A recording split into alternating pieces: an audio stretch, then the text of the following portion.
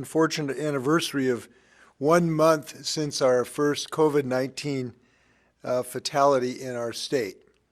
As of Sunday, we've had 195 of our fellow Washingtonians fall, and we have 5,000 or more known cases, with many, many thousands more than that that have yet to be diagnosed. Since I announced Washington's stay home, stay healthy order for the state, we have seen social distancing and other compliance measures from our businesses, from our churches, from our families, from people across the state of Washington who are really pitching in to keep us all healthy. It's been very gratifying to see the vast majority of Washingtonians voluntarily comply with this order. So we have a very strong and robust team across the state of Washington, and this team is dedicated to beating the COVID-19 virus.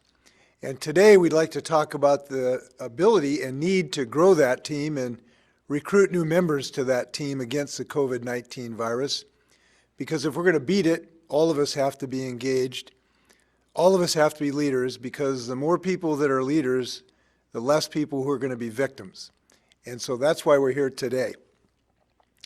Unfortunately, we've had thousands of calls coming in from many places in the state, also to our state and local agencies, from concerned residents with reports that some individuals and some businesses are not complying with this order. And these people who are calling us are very concerned about their health and the health of others, and how the actions of folks who aren't on the team are putting so many people at risk. My office and state agencies have worked day and night to try to give as much guidance as humanly possible to individuals and businesses about how to comply with this order. And now, working with state and regulatory agencies, prosecutors and law enforcement, we are providing clear guidance on how to report violations of this order of compliance so that everyone can help everyone be on this team. And that's why I'm pleased today to be joined by Attorney General Bob Ferguson, Chief John Batiste, the Washington State Patrol, Bellevue Police Chief Steve Mylett, and Spokane Police Chief Craig Meidl. Together, we are announcing today how these orders will be enforced and how individual Washingtonians can help. Now, our focus remains on educating the public while these orders remain in effect. And we don't know how long that's going to be. And I've previously said that these orders might have to be extended, and that certainly remains the case given the continued growth of this virus in our state. So the essentials of this guidance we're talking about today might be thought of in 3 tiers.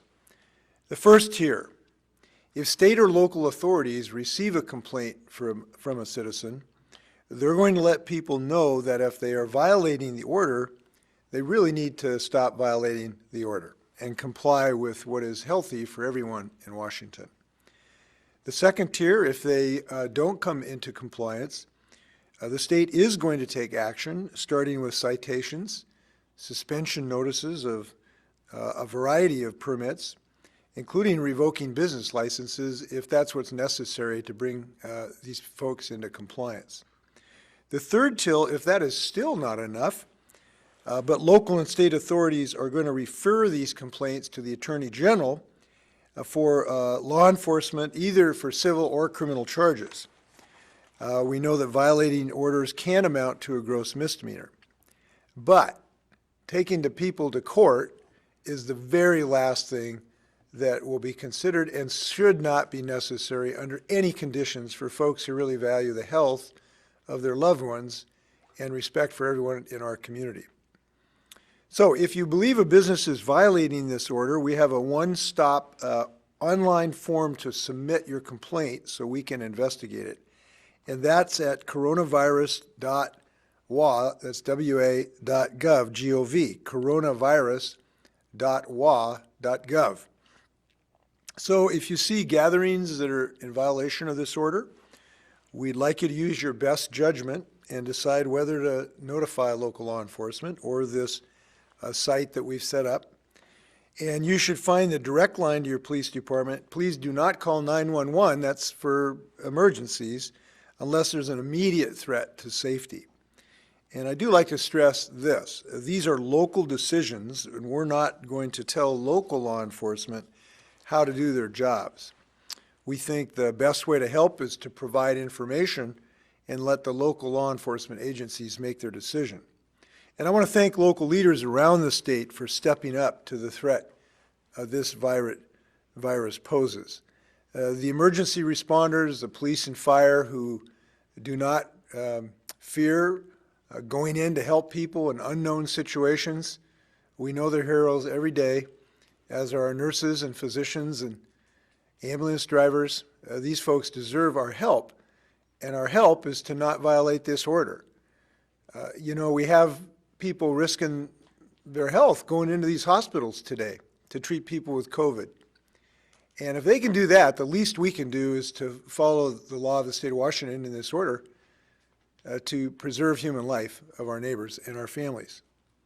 Regularly updated information for businesses and individuals about our Stay Home, Stay Healthy order can be found again at coronavirus.wa.gov. So I'm now going to turn it over to Bob Ferguson, who's done such a fantastic job for the state of Washington.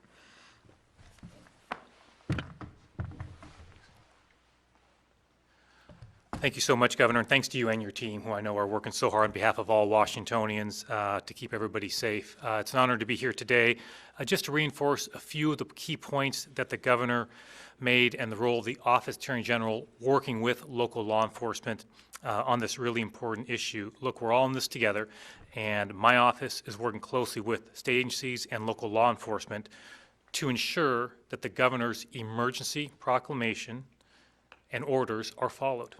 Our goal is 100% voluntary compliance. We want to be very clear. I don't want to have to use the powers of my office to hold accountable those who intentionally violate the Governor's emergency orders. But I want to be very clear. If necessary, I will. The reason is simple. Lives literally depend upon it. A couple points I want to add on that. A non-essential business that refuses to close, even after, as the Governor mentioned, even after a warning letter, that first step, is endangering public health and committing an unfair labor practice and violating our Consumer Protection Act's prohibition on unfair business practices. We ask you to think about our healthcare professionals who are risking their lives every day on our behalves and the high-risk individuals in our communities. We really appreciate everybody enforcing these orders so we do not have to use those enforcement powers. I do want to add one specific point around something we've received a number of complaints about very specifically, and that is the Governor's March 18th emergency 30-day moratorium on evictions. During this emergency, of course, it is critically important that Washingtonians maintain safe and stable housing. My office has received complaints that landlords are attempting to evict tenants in violation of the Governor's moratorium. We have, to be specific, received reports that landlords are getting creative in trying to work around that moratorium. We take these allegations very seriously. If a Washingtonian feels that is happening to them, please contact my office. We understand these are tough times for everybody, including landlords. However, putting families on the street during this public health emergency is not right and is certainly not healthy for everyone concerned. We appreciate everybody's compliance, and I really appreciate the hard work of local law enforcement folks, some who are on the call, who are really helping on this as well. Next, I want to introduce Chief Batiste of the State Troopers, who's been a true partner and also is going through a tough time as an agency. They lost one of their own recently, and Chief, just really appreciate your service and those of all those who work with you. Thanks so much.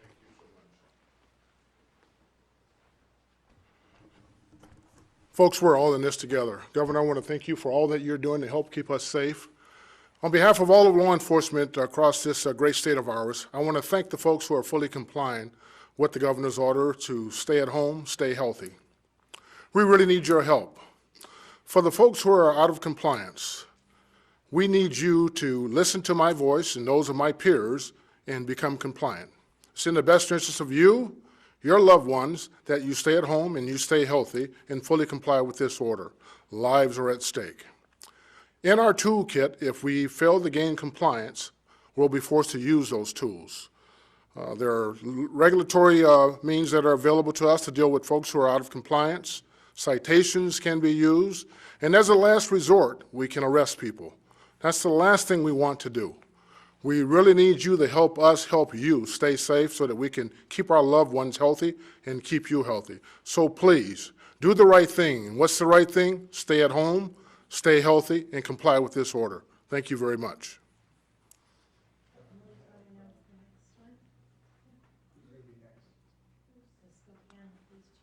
I'll invite my friends from Bellevue Police, Spokane Police to have remarks or be available to take questions. Thank you very much, and Governor, thank you very much for your leadership during these very stressful times. I want to start as well by echoing my appreciation for those who have voluntarily complied so far. We know that essential services will continue, and we know that workers need to be able to commute back and forth from work. Everyone is still able to travel for their basic needs like food, medical assistance, and gas, but we're asking the community to be judicious in their permissible travels as well. The quicker that we can nip this virus in the bud, the quicker we can start relaxing the requirements, and we still have a ways to go. Our officers are working 24 hours a day, 7 days a week to keep our community safe. We're focusing on businesses, both closed and open, to provide a reassuring presence and to deter criminal activity. Please don't confuse our requests for voluntary compliance as optional compliance. Your voluntary compliance will allow law enforcement to focus our efforts on crime prevention and community safety. And I'm confident if we all stick together as a community, we will get through these unprecedented times stronger and closer than we have ever been. And Chief Mylett. Craig, I would echo your words. I really wouldn't add much to it, other than to say, Governor, on behalf of the chiefs, I want to thank you for your leadership with this. These are unprecedented times, and I know you're trying to look out for everyone, to include the firefighters and police officers that are out there to protect and serve. And I would also like to take this opportunity, Chief Batiste, again, on behalf of all of us, our condolences and our prayers are with the state police and, of course, the troopers' family. With that, I think both Craig and I are available to answer any questions.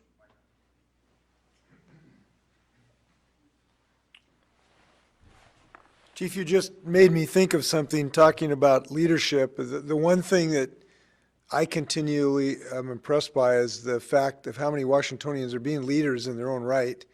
Family members, business owners, pastors, people are stepping up. And this is a moment where we can all be leaders. And if we do that, we're going to get through this. With that, happy to stand for questions. So we're going to start with Rachel from AP. Governor, with the president now saying that national social distancing guidelines will remain in place through the end of April, and you clearly indicating that our stay-at-home order will ultimately need to be extended, why wait to do that? And do you anticipate that it will need to be in place for the end of April or longer? And then also a quick question for Chief Batiste, if there's any data yet on how many warnings or group disbursements have had to happen this past week. Do you want to answer that first, Chief? This is Chief Batiste. I don't have any data related to that. I don't know if any of my peers on the phone have any data related to her question. So if you do, please help me out here. What is the department's?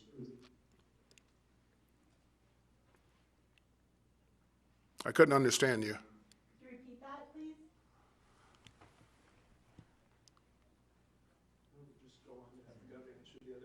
Go ahead, Gov.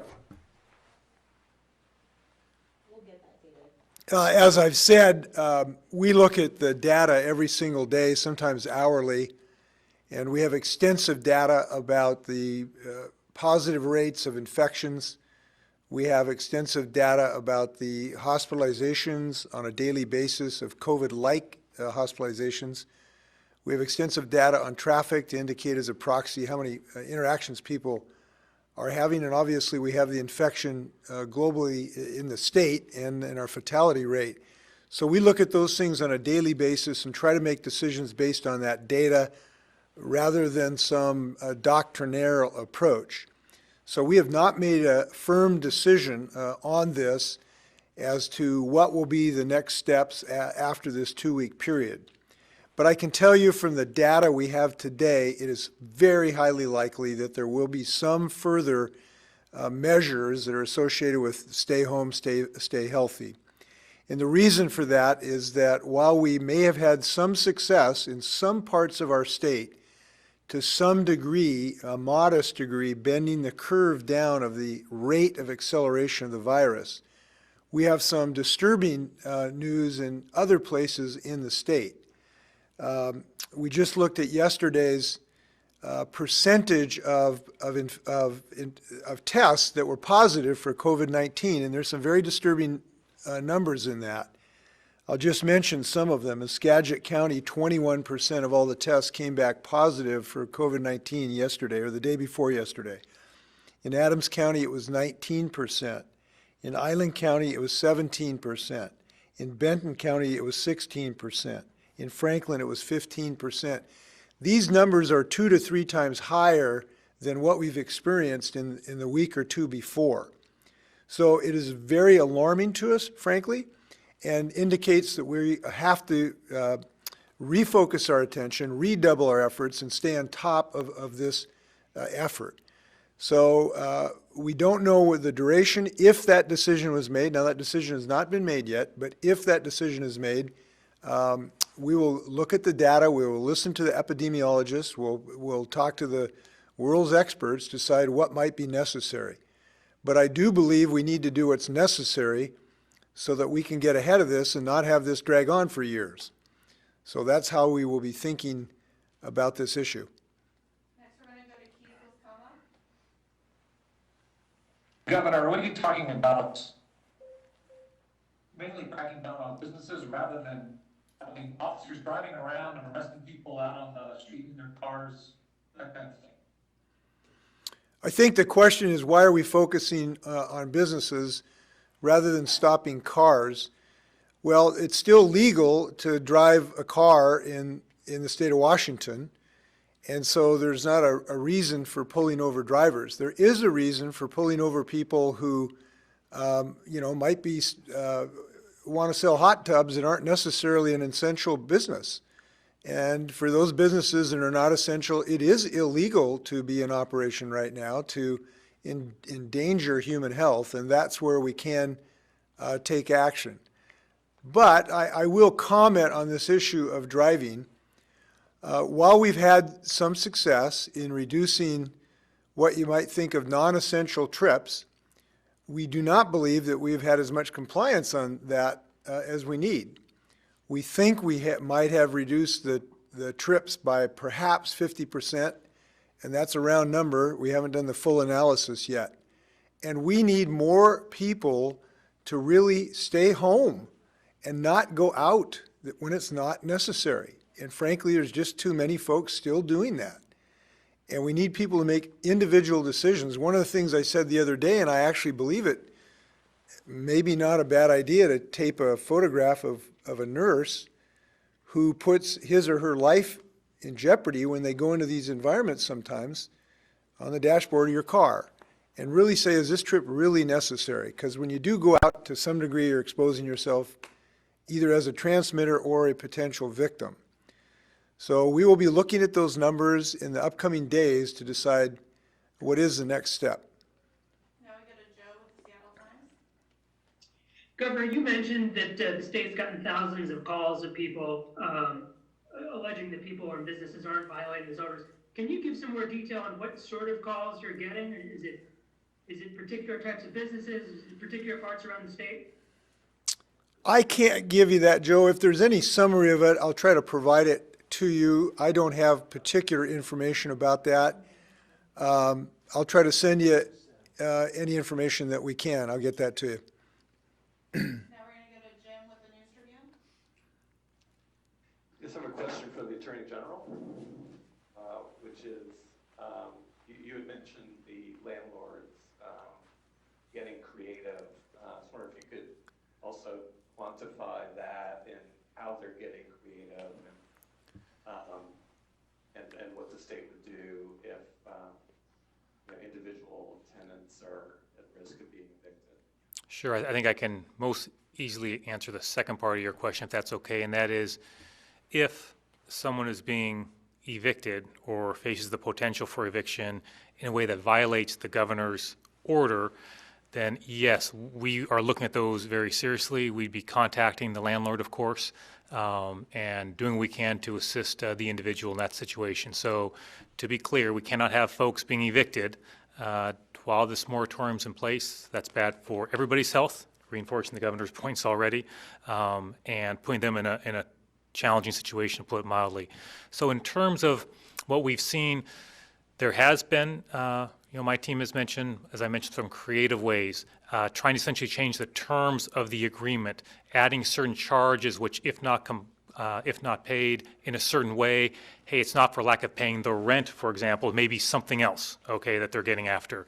And look, we want to be clear, the intent of the governor's proclamation is going to be enforced. We think this is critically important. We encourage Washingtonians to continue writing to my office, and we can assure them if they write to our office, we'll be following up on all those complaints and making sure that the letter and the intent of the governor's order and moratorium is enforced. Thanks for that question. Now we're gonna go to Austin Jenkins with Northwest News Network. Governor, this is Austin Jenkins. Two questions. What beyond the stay home, stay healthy order can you tell the public about how long this lack of normalcy might last? Are schools going to be out for the rest of the year? Are we looking to midsummer at the earliest to maybe start to feel some sense of normalcy? And then can you also tell us how Bill Gates and Elon Musk might be able to help the state and what you talked to President Joe Biden about last week?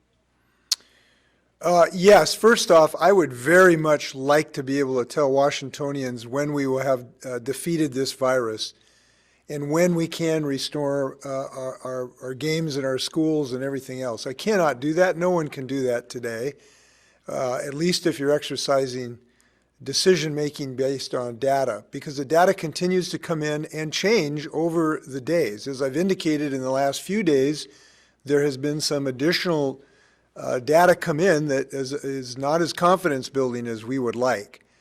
So as much as I would like to tell you that, that is in the realm of knowing this. We're going to make good decisions.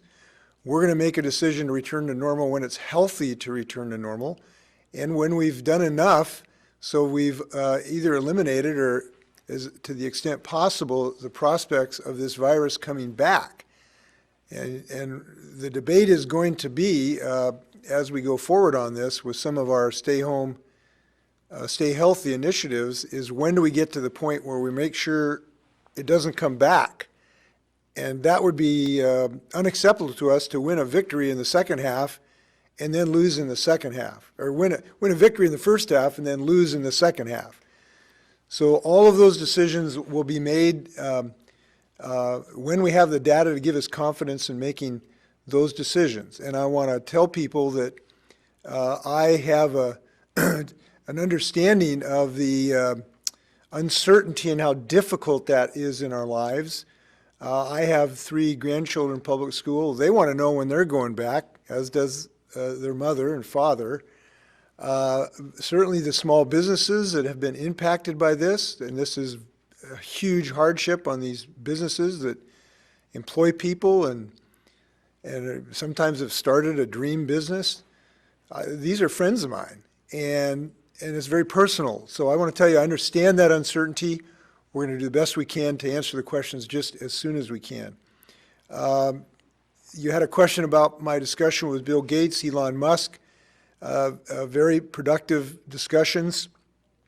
Elon Musk has offered to help to see if in his supply chain there might be places to obtain some necessary medical equipment, particularly ventilators, which obviously we have a keen interest in.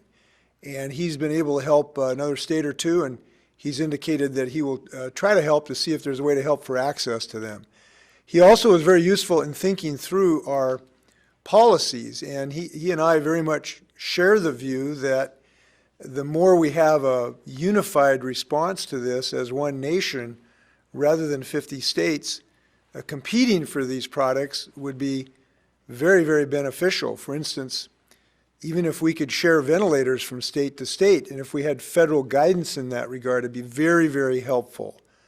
I'm hopeful that that will happen from the federal government so that we can have a more coordinated national response and put these assets where they can do the most good. So I really enjoyed talking with him.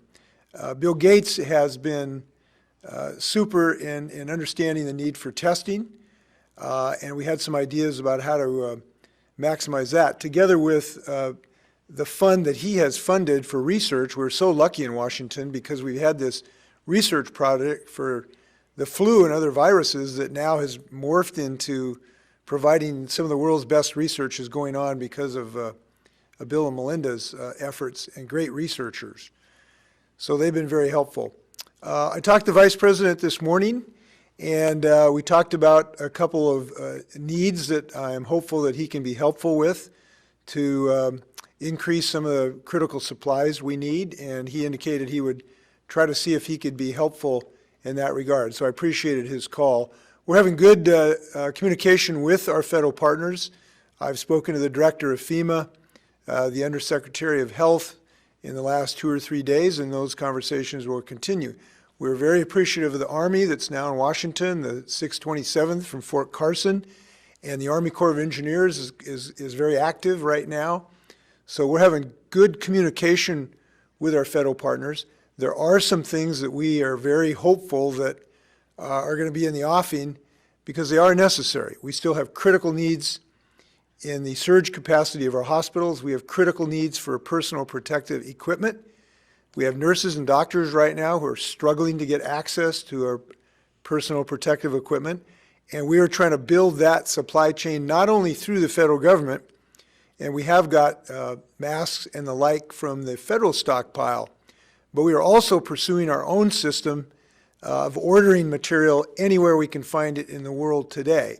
And we're being as aggressive as possible in that regard. And was there anything packed into your multi-part question? Chief Mylett actually had something to add to that. Yeah, Chief, go ahead. Hey, Governor, over the last several weeks, we've been getting calls about people congregating in violation of the state mandate. The King County Police Chiefs and Sheriffs Association had a meeting last week, and we talked about our approach to how we're going to be managing and handling these situations. And before I get into that, I again want to echo the governor's comments about please don't call 911. 911 is an emergency center, emergency lines, and we need to keep those lines open for the I need you here now calls, the emergencies. That being said, in King County, and I'm sure it's throughout the state, our posture is this: when we receive this information, our role is to inform and educate. We inform people that gathering together is actually placing themselves, their loved ones, in harm's way. And then we're educating and bringing to their attention that that particular gathering is actually a violation of law. We're not arresting people, we're not citing people, we're not detaining people. Our posture, our role at this time anyway, is to inform and educate. And as much as you possibly can, please don't report these incidents on the 911 lines. So thank you for letting me add that. Thanks, Chief. Glad you're on the call. Next, we're going to go to Essex with Kyra. Yes, Governor, we have all watched as the president has mentioned your name with some animosity. Is there any evidence that the president's feelings about you are affecting the help we get here in Washington State? For example, why do we still have PPE shortages after all this time? Well, everybody in the United States today, every governor, Republican and Democrat, has a shortage of personal protective equipment. It is a problem we all share, every citizen shares across the country. So that is not unique to us. We actually have had hundreds of thousands of shipments from the federal stockpile to our state that are today throughout our system of our hospitals. So we have received assistance from the federal government. There are some things that, that we are very hopeful that the federal government can help us with, and I talked to the Vice President about a couple of those things today, and I'm very hopeful that they can improve. What I can tell you that I think we have good open communications, as indicative that I talked to the Vice President today and had a professional and discussion. So that's good. But look, we're going to need a lot more help from the federal government before we're out of the woods. And I've made that very, very clear to the Vice President, and there's good evidence to back that up.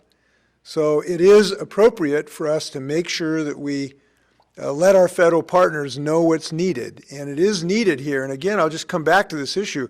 One of the repeating questions is, when are we going to be able to, have the end of this game? And again, I would point out, we cannot say, because we want to make decisions based on data. And some of the data that the federal government was working on is a little bit antiquated, because now we've had, as I've said, sort of a spike in positive tests in a variety of places in our state.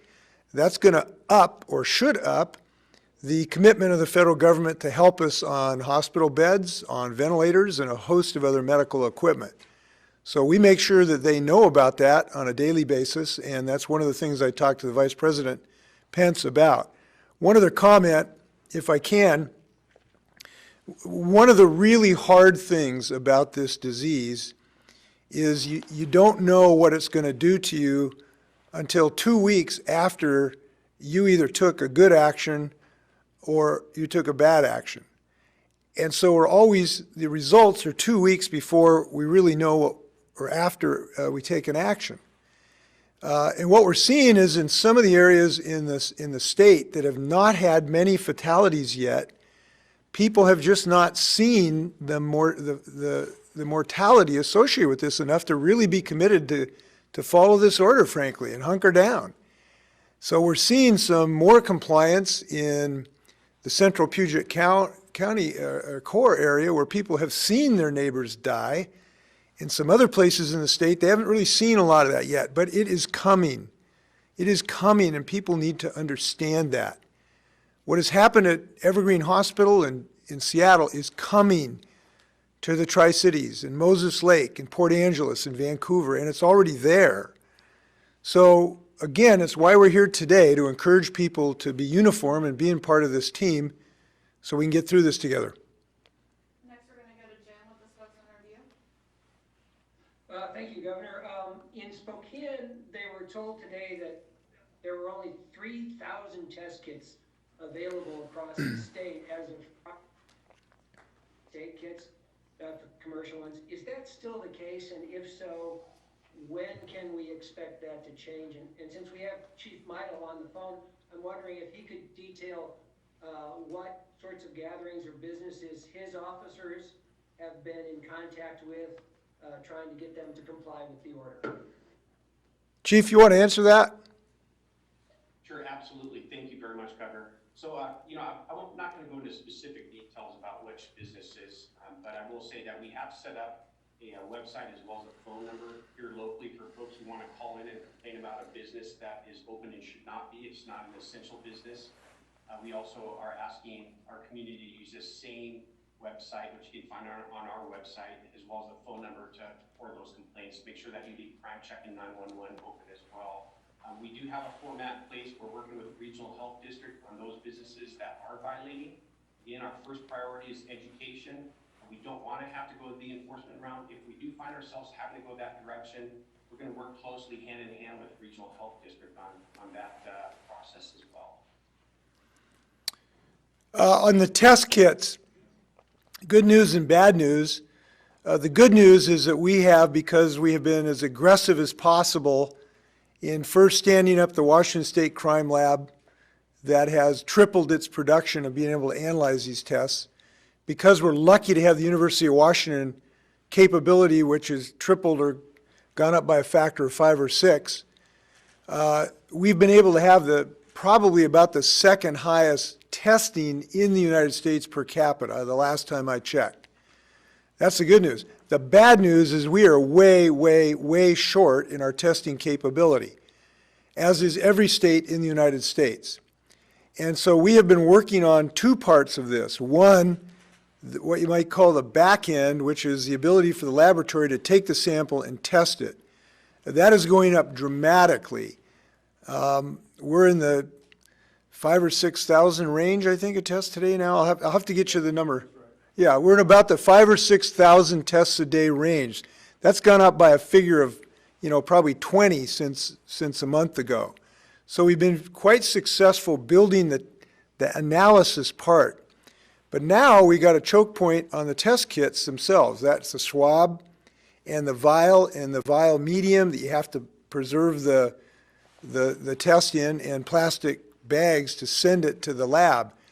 And we do not have that equipment. And it is so dire that our State Department of Health had a fella drive from Seattle to Spokane last week, I think it was Friday night, to pick up 40 test kits and deliver them to Yakima where there's an outbreak. That's how both dire and dedicated we are to try to solve this problem. So the way to solve this problem is twofold. Number one, manufacture, to the extent humanly possible, this material that we use in the kit. And frankly, this is one of the places where the federal government could really, really help out. And you may have heard me talk about this before, but it's so important, I want to reiterate it. We need a federal mobilization of the manufacturing capability of the United States to make these test kits. And we certainly have that capability, but we have not mobilized the companies that have the ability to do this yet. This could really use a federal leadership to get this job done, so that any place in the United States where there's a company that can make these test kits should be making those test kits today. Now, the federal government, through an order of the president, has the ability to require that. Following my urging that the president do that last week, the next day he did that for ventilators. And that was a good decision. We were gratified by that decision. And now a Bothell company, Ventec, is now going to make these with General Motors. They were probably going to do it anyway in this particular case. But we need a federal mobilization to make these test kits and to make masks and to make gowns and to make visors. And we can really use that. Now, we're not waiting. We're doing this in our own state. I talked to Dan Nordstrom, who's the CEO of Outdoor Research. They now are going to start making masks and gowns in the 100,000 per day area region. Our prison industries are now making surgical gowns and the like. But we have yet at the moment to have found a local manufacturer to make these test kits. And we're going to work doggedly. I met this morning with my team at the Department of Commerce and our emergency command center that are working to try to find local manufacturers. Now, the other good news, as you know, is that there has been approved an on-site testing system so that you can take this kind of box equipment to a site like a nursing home and collect those samples and get answers of positive or negative in something like 45 minutes. That technology is coming on, and the Vice President in a call today indicated that those are coming to our state fairly shortly, at least some of these. We have time for a few more questions. We're going to go to Megan Carroll with Crown. Hi, Governor Inslee. We have heard some rumors over here in Spokane that it's possible that we could be getting a field hospital of sorts as our cases increase in the area. I saw today that, but has the state been looking at any sites in Spokane as the number of positive tests increases in Eastern Washington? I don't know the answer to that. I'll try to get you any information I can. I know the Army Corps of Engineers has been looking at several sites. I think, to my knowledge, those are on the west side at the moment. I don't know if they're looking at sites today in the Spokane area or not. I'll try to get you information I can in this regard. Listen, we think over time our hospital system is going to be stretched all across the state of Washington, because that wave right now is closest to the Puget Sound Corps, but it's headed to Spokane. It's headed to Walla Walla. And so we want to be prepared for the expansion of our hospital system. It's one of the reasons why I ordered elective surgery to be shut down so that we could stockpile personal protection equipment in Spokane so it will be ready when the wave hits Spokane. It's why we're looking for ways to get additional beds that can be distributed across the state. And we have, I think it's 1,200 beds that have already been delivered, the actual beds themselves. And our hospitals can increase their capacity. It's why we've been very aggressive in moving patients who really don't need to be in a hospital into other care settings that can be healthy for them and free up space in the hospital. We've moved about 380 of those patients. So we believe there's going to be a need for surge capacity in every region of the state of Washington. And so we're planning for every region of the state of Washington to have that surge capacity as much as humanly possible. Next is Simone with Q13. Governor Stephen Rosario here. I want for neighbors about stay at home. I find in my own neighborhood, people seem to be a little confused. Some people are still getting in cars and feeling like if they can walk on another trail somewhere else, that as long as they're staying away from people, they're still abiding by social distancing. Is that accurate, or do you have a specific warning so people can really understand the seriousness behind what this really means on our day-to-day lives? Yeah, and by the way, the uncertainty about this, I realize this is a challenge for families, and to some degree, we've got to just sort of depend on the common sense and the good judgment of families.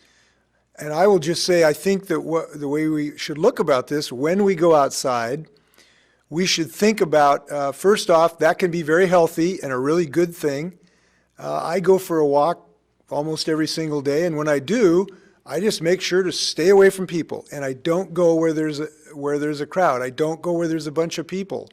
Trudy and I went on a beach the other day, and she saw 4 people down on the beach to the east, and she saw nobody on the west, and we went west. And we would have never got within 100 yards of them, but that's the kind of thinking that we all need to embrace.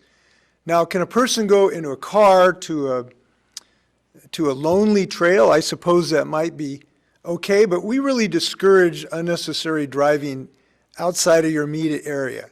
You ought to be able to find a place, fairly close to walk, because when you do those trips, you're stopping at the gas station, you're buying a donut somewhere, you're having more interaction that's really not necessary. And we have had a problem where people have just swamped the little communities. The Grays Harbor was just swamped the other day. They're asking people not to stay away just for a while. So stay close and just be really rigorous staying away from people as much as humanly possible. I'll make this comment. We are victims of 10,000 generations of social conditioning. It is really hard for people not to stand within 2 feet of each other, because we have had a training in our culture that the social distance we accept is about 2 people. If I was going to go up to the chief and talk to him from this distance, he would think I was kind of weird. And so I have had people continue. I'll give you an example. We were setting up the Army Field Hospital at Century League Field, and I probably had 6 people come up and want to shake my hand. And we were down there setting up a hospital so that people won't have to get, lose their lives. So this is really hard, and we got to help each other, and we got to be rigorous, and we got to adopt a whole new way of doing business. And we can all be, as I said, we can all be leaders on that. You see somebody within 2 feet, hey, Jack, back up. And that's what's going to win this thing, is individual Washingtonians being leaders like that. Next is Jerry with the Everett Herald. Governor, this question, I guess, is for you and some law enforcement. We've been talking about enforcement for a few days now in our communities, but at some point, the threat of a citation, arrest, jail, prosecution is no good unless someone is cited, arrested, jailed, or prosecuted. So I wondered where the line is for you, for law enforcement. Is it 2 warnings? Is it 3 warnings? Where is the line that people will cross. And Bellevue, Chief, I wonder if you might talk, I saw a few days ago, you guys use it to gatherings, I understand, and I'm wondering if that's being used for enforcement purposes. Hey Jerry, could you repeat the question for the Bellevue chief? You cut out for a second. Oh, okay. I just want to understand the Bellevue use of a heat map of social gatherings. I saw a press release and I wondered if that's based on a tip line or if law enforcement's doing that on their own to search out and break up and disperse gatherings. So. Do you want to add something, Chief? Do you want to say something?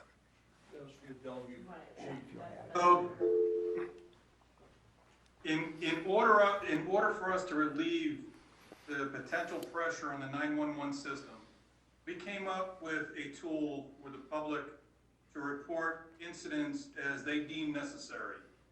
We're not tracking information, we're not taking down names, we're not arresting people, we're not citing people, we're not detaining people. All this is being used for is for the public to be able to report something they want to report. And then as our officers become available in between higher priority calls, we will go over there. And again, our role is to inform and educate. And that's what we're doing. Chief, did you have anything to add? No, I just add, Jerry, this is Chief Batiste, State Patrol. The biggest problem is businesses and our need for them to comply because they're the ones who attract others to their place of business. So we need their strict compliance.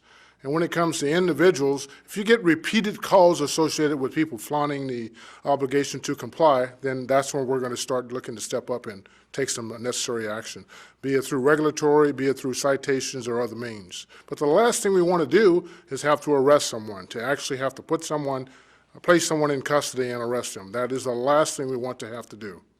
So we need people to step up and do the right thing, not only in their best interest, but in the best interest of their family and others. Last question with Drew with King 5. Governor, today starts the week where 1 million students in the state are supposed to start their remote learning. Some districts have interactive back and forth over the internet, but there are districts that have students who don't have the ability, don't have Wi-Fi at their homes, and are getting their homework delivered with their free meals once a week. How concerned are you that the whole issue with equity is just not feasible under this once in a generation, once in a lifetime predicament? Well, we want to make it once in a lifetime. That's why we're dedicated to beating this virus, and that means for some period of time not being in a school environment. We want to make it a once in a lifetime event. And because of that, the best way to do that is to go through these difficult times for our students and our parents and our educators. And it is difficult. There's so much uncertainty about the next several weeks, and I understand how frustrating that is to everyone. I guess what I would say is that we want to have equity in the sense that everybody ought to get the best possible education that we can possibly muster during this period of time. And there are going to be some differences between what, Walla Walla can do or Sela. But I just encourage everyone to be as helpful to our students as possible, and let's keep them healthy, and let's keep their parents and grandparents healthy too. That's what we ought to be dedicated to. Are we out of, I'm happy to take a few more do you have a few more or not? We're going to go a little longer if folks have more questions. We'll go to Hannah with Cairo Radio. Hi, Governor. Hannah Scott with Cairo Radio. Just wondering if the lack of testing ability that you were speaking to, how is that affecting our ability to really understand what's going on with the virus here in the state? And then a quick follow-up, any concern about if the weather starts to have more sunshine out and people then stop listening to your stay-home orders at that point? Yeah, well, first off, let me, we're talking about getting the few holdouts on the team here, but we got to realize the vast majority, 90% or something of Washingtonians are complying with this. They understand how important it is for their families. They do have a sense of fairness for their neighbors. So, we've had tremendous success in that degree for this order. I don't know whether I'm more worried about people deciding to start congregating again at the beach or hopeful that the sunshine will change the progress of this virus. As you know, there are some viruses that tend to dissipate as the humidity increases, and the humidity, I'm told, increases with temperature. So we're all hopeful that as the months progress, this virus would have some natural reduction. But again, that doesn't mean it won't come back in the fall. That's why we got to be so rigorous on this, together with the fact that nobody has the answer today about the progress, whether in fact that is a real possibility. On your first question, which I'm promptly forgetting here for a moment, remind me of your first question.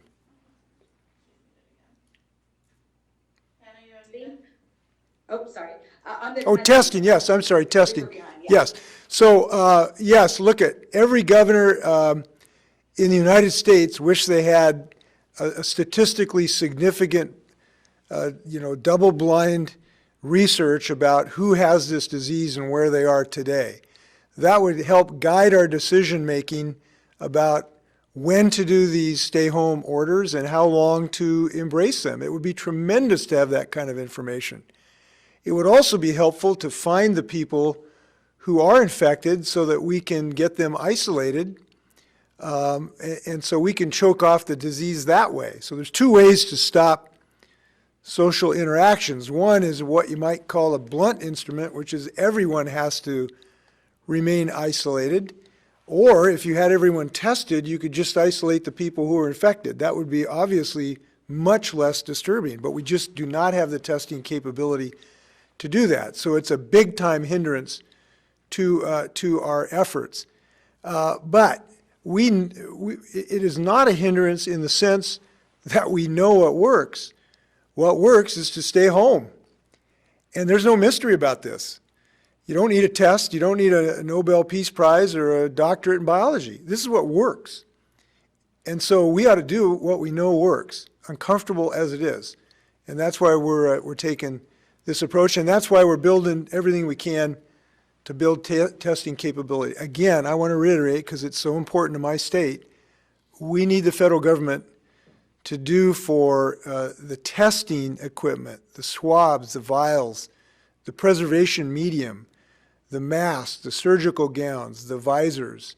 We need the federal government to do what they did the other day for ventilators. That was a first step, but there are so many more steps we need the federal government to help us out so we can get these tests out in the field. Next we have Paul with Bloomberg. Yeah, hi, Governor. Paul Shakowski. Thanks for taking my question. As the state hospital established a crisis standard of care to address the anticipated shortage of crucial equipment like ventilators and the resultant necessity to triage access to such equipment and perhaps even to the hospital beds themselves. Well, I know that the question was about when or has the state adopted a crisis of care standard. I don't believe the state has as a state standard, but discussions are ongoing in hospitals about how to apply in the event that type of crisis care line is reached, so to speak. And we are concerned about that. That's, again, why we're so dedicated to building surge capacity in our hospitals today. The thought of that becoming necessary is beyond painful. So it is redouble our efforts to be ready. And I want to thank everybody for helping out to be ready. Look, I have a friend who needs some hip surgery right now, and she's in a lot of pain, and it would be great to get that done, but we've had to put some of these things on hold to get ready for these fatal diseases, to be ready to treat people. So we got a lot of people on this team that are pulling together, and we hope that they will, to avoid this crisis of care situation. One or two more questions. Next we'll go with the Yakima Herald. Hello, Governor. This is Mai from the Yakima Herald. Thank you for answering my question. I have three questions. First of all, kind of following up on the comment from Krem, we have received word from Astria Health that they are in the process of working with the state on a field hospital. Can you speak to a kind of a plan for Central Washington, including Yakima at this point? Well, we know that we have been looking at the Astria facility. It has some real assets, obviously having a good building, and I'm told at least some equipment. So it is under consideration. No, to my knowledge, no final decisions have been made about Astria or any other of the similar positions other than the hospital that's going on in CenturyLink Field. So both Vice Admiral Raquel Bono, who's leading our hospital coordination team, and the Army Corps of Engineers are evaluating several of these facilities right now. I don't believe any final decisions have been made. But I want to just say that in our thinking about hospital capacity, we're thinking about the whole state. There might be a way that Yakima can serve people, in the Seattle region when there's a real surge need in Seattle, or Seattle might be able to help surge capacity for Yakima as the wave, we hope, passes over Seattle and, might get to Yakima. So we're looking at this as a system to try to maximize those beds. Okay, final question, we'll go to Mike Baker. She had 3 questions, I guess. This is Yakima, they get priority. Do you have another question, Yakima? Oh, thank you. The other question I have is regarding, so I know that the conversation has been enforcement for businesses.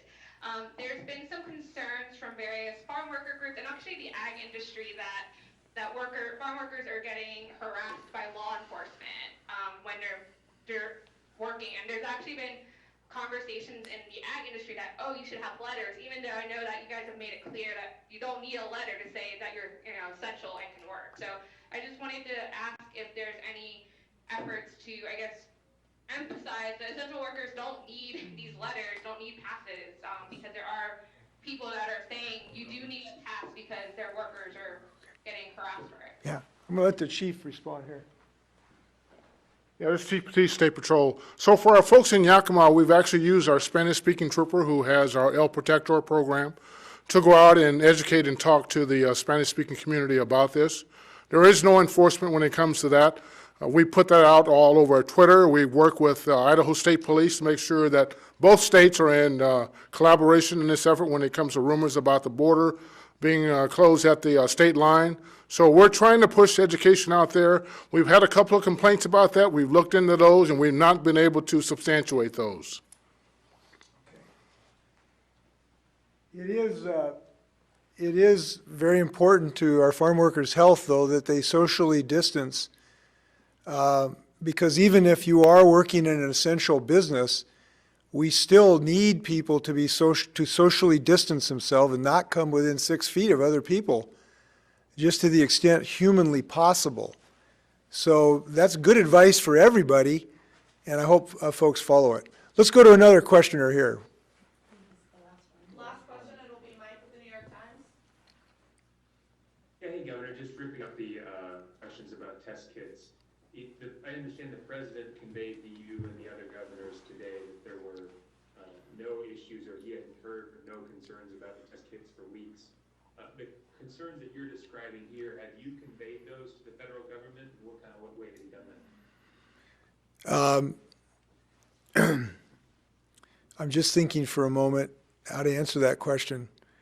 It would be shocking to me that if anyone who has had access to any newspaper, radio, social networks, or any other communication would not be knowledgeable about the need for test kits.